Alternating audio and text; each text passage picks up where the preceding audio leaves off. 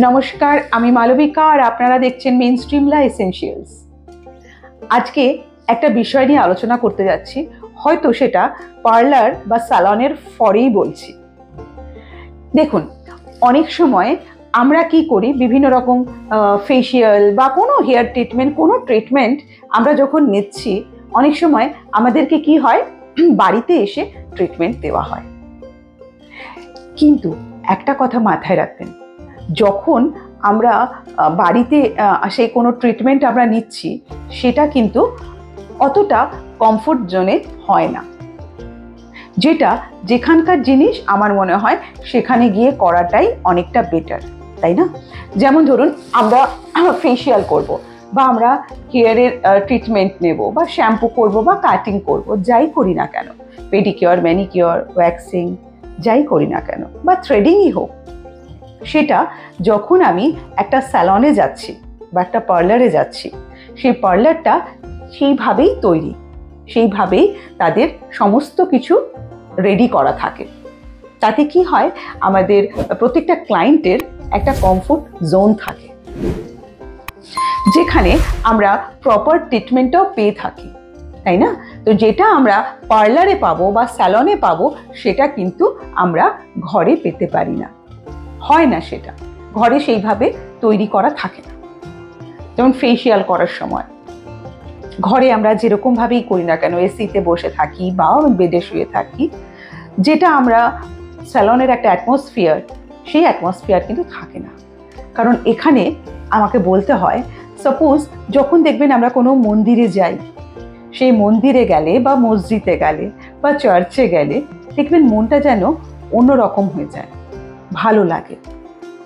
ঠিক সেই রকম আমরা যদি ওয়ার্ক ফ্রম হোম করি, সেইভাবে আমরা 100% দিতে পারি না, যেটা আমরা অফিসে গিয়ে আমরা কাজটা করতে পারি। সেরকমই স্কুল, পড়াশোনা, সব ক্ষেত্রে বাড়িতে বসে সেটা ভালো করে হয় না। কিন্তু একটা স্যালনে গেলে আমরা কিন্তু সেই কমফোর্ট জোনটা পেতে পারি। মাথায় রাখতে হবে যে আমি যার কাছে ফেসিয়াল করছি, বা যার কাছে আমি স্কিন ট্রিটমেন্ট নিচ্ছি, বা যার কাছে আমি হেয়ার যে কোনো কিছু ট্রিটমেন্ট নিচ্ছি, পেডিকিওর, ম্যানিকিওর, তার কতটা নলেজ আছে সেটা কিন্তু আমাদের জানতে হবে। কি প্রোডাক্ট তারা ইউজ করছেন সেটাও আমাদের জানতে হবে। অনেক সময় কি হয়, দেখবেন আমরা স্যালনে গেছি কিন্তু প্রপার ট্রিটমেন্টটা পাইনি। সেক্ষেত্রে কি আমি কিন্তু বলবো না যে স্যালন ওনারের কোনো দোষ আছে এতে, কারণ উনি হয়তো জানেনই না যে সেরকম কোনো ট্রিটমেন্ট তাকে ঠিক মতো দেওয়া হয়নি। সেক্ষেত্রে আমাদের দেখতে হবে কারা প্রপারলি ট্রেন্ড, সঠিক ট্রেনিং করে কারা এসেছে স্যালনগুলোতে কাজ করতে, স্যালন হোক, পার্লার হোক, সেসব জায়গায় আমাদের আমি স্যালন ম্যানেজার বা স্যালন ওনারদেরকেও বলবো, যখন তারা সেই রকম কোনো ছেলে হোক, মেয়ে হোক, যাদেরকে জয়েন করাচ্ছেন আপনার স্যালনের জন্য, জব করার জন্য, আমার মনে হয় আপনাদেরও একটু ভালো করে ইন্টারভিউ নিয়ে তবে তাদেরকে জয়েন করা উচিত। কারণ একটি ক্লায়েন্ট যখন কোনো ট্রিটমেন্ট নিতে যায়, কোনো সার্ভিস নিতে যায়, তখন কিন্তু কমফোর্ট জোনটা খোঁজেন উনি, তা নাহলে তো বাড়িতে বসেই করা যায়। সেক্ষেত্রে আমি বলবো যে কোনো মানে আমাদের সার্ভিস নেওয়াটা আমরা স্যালনে গিয়ে নিতে পারি। বাড়ির তুলনায় আমাদের অনেক পার্লারগুলোতে সার্ভিসটা ঠিকঠাকভাবে হয়। দেখবেন আমরা যখন কোনো ফেসিয়াল নিই বা ফেস ম্যাসাজ নিই, আমাদের সব থেকে ইম্পর্টেন্ট জিনিস জায়গা হচ্ছে আমাদের গাল অ্যান্ড গলা, রাইট? তো সেই সব জায়গায় যদি প্রপার ওয়েতে ম্যাসাজ না দেওয়া হয়, প্রপার প্রোডাক্ট দিয়ে যদি ম্যাসাজ না করা হয়, তাহলে কিন্তু আমাদের অনেক বিপদ। কারণ দেখুন, সৌন্দর্য জন্যই যে আমরা সবসময় ফেসিয়াল করছি তা তো নয়, এটার একটা সায়েন্টিফিক কারণও আছে। তো সেক্ষেত্রে আমাদের এই আঙুল যেগুলো রয়েছে সেগুলো দিয়ে কোথায় কিভাবে ম্যাসাজ করতে হবে, কোথায় কিভাবে প্রেশার পয়েন্টে সঠিক প্রেশার দিতে হবে, এই নলেজগুলো কিন্তু আমাদের ভীষণ ইম্পর্টেন্ট। কারণ সত্যি করে বলছি, মানে যদি আমরা ভুল ম্যাসাজ দিয়ে ফেলি তাহলে কিন্তু আমাদের ফেস যে মাসেলসগুলো থাকে সেগুলো লুজ হয়ে যায়। দেখবেন অনেক সময় লক্ষ্য করবেন, কম হলেও আপনারা দেখতে পাবেন যে অনেক মানুষের যে আমাদের ফেসিয়াল করার জন্য আমাদের গাল যেন ঝুলে গেছে, আমাদের দেখে পরে মনে হয় যেন কোনো লোকাল প্যারালাইসিস হয়েছে। তো সেসব কিন্তু আমাদের এই ভুল ম্যাসাজের জন্য হয়ে থাকে। এছাড়া আপনারা নিজেদেরকেই বলছি, এটা তো বাইরের লোক কেউ দেখতে পারে না। যেমন ধরুন আমাদের আন্ডার আর্মস, আমরা যদি সঠিক পদ্ধতিতে পুল না করি, টাইট করে হোল্ড না করি, আমাদের এই আন্ডার আর্মস কিন্তু মাসেলস লুজ হয়ে যায়, ঝুলে যায়। আমি অনেককে দেখেছি যে তারা ইয়াং এজ, বেশি বয়স নয়, কিন্তু আন্ডার আর্মস পুরো লুজ হয়ে ঝুলছে। কারণ আমি জানি যে এটা আমাদের টানাটা, যখন আমরা ওয়্যাক্স লাগিয়ে যখন টানছি সেটা সঠিকভাবে টানছি না বা টাইট করে হোল্ড করছি না।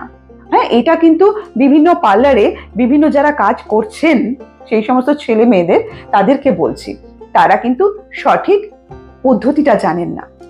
আমার মতে সেই সঠিক পদ্ধতি তাদের জানা উচিত, তা না হলে বহু মানুষের অনেক ক্ষতি হয়ে যেতে পারে। আবার দেখুন, যখন আমরা হেয়ার কাটিং করতে যাই, কারণ এখন আমাদের বিভিন্ন রকম মানে যুগের পরিবর্তন হয়েছে, স্টাইল অন্যরকম হয়েছে, তো আমরা প্রত্যেকেই কম বেশি হেয়ার স্টাইলের দিকে নজর দিই বা হেয়ার কাটিংটা করতে চাই।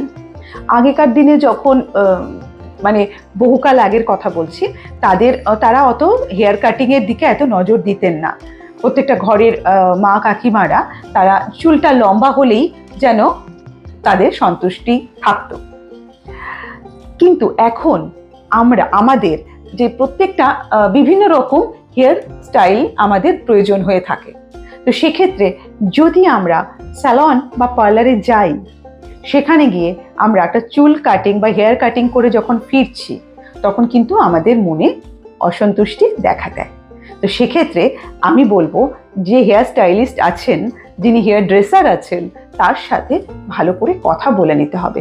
কারণ আপনার চেহারার যে স্ট্রাকচার, আপনার ফেস যে শেপ, সেগুলোর ওপরে কিন্তু আমাদের হেয়ার কাটিং ডিপেন্ড করে।